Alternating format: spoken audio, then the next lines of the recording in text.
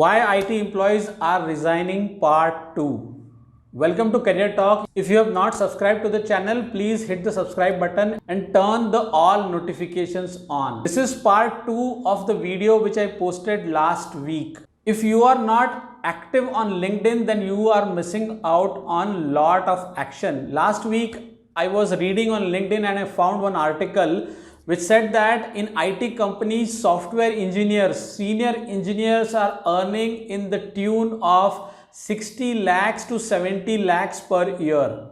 Now this blew away my mind. Okay, I am in a managerial role and I know a lot of people in managerial role who don't earn that much, and we are talking about software engineers or a senior engineer making 60-70 lakhs per annum. So the topic of the article was, has Indian IT industry lost its cost advantage? If you remember, IT in India has thrived because of offshoring, because of the cost advantage. So the work which can be done in US, Europe, Australia, South Africa, etc. is sent to India because of cost advantages that the MNCs get out of it. But if the companies end up paying 60 lakhs or 70 lakhs per annum to software engineers, then what will be the cost advantage? There will be absolutely no cost advantage. The cost advantage will be reduced by a lot. So remember, the companies give business to India because of the profit margin or because of the savings in the costs.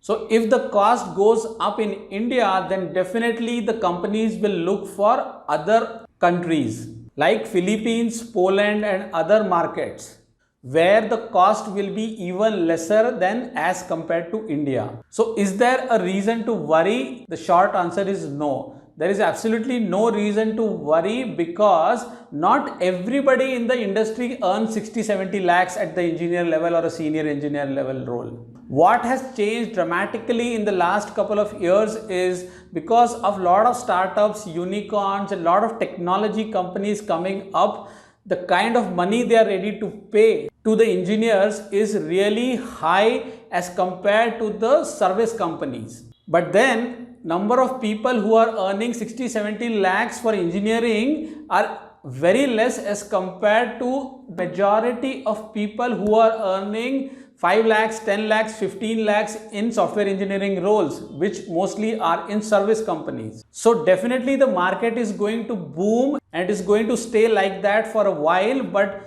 the motivation that we need to drive is on building our skills, on building something which is futuristic. And even today, when I was reading on NOSCOM, a report suggests that the digital skill requirement or the demand is still higher than the supply, which means that even today, employees or IT professionals are not having expertise on the digital skill set. So there are these 9 areas where there is a lot of demand and it is going to continue in the future as well. So the need of the hour is to grab opportunities in these areas, identify your skill sets, get trained, do some freelancing, do certain certifications and jump on the bandwagon.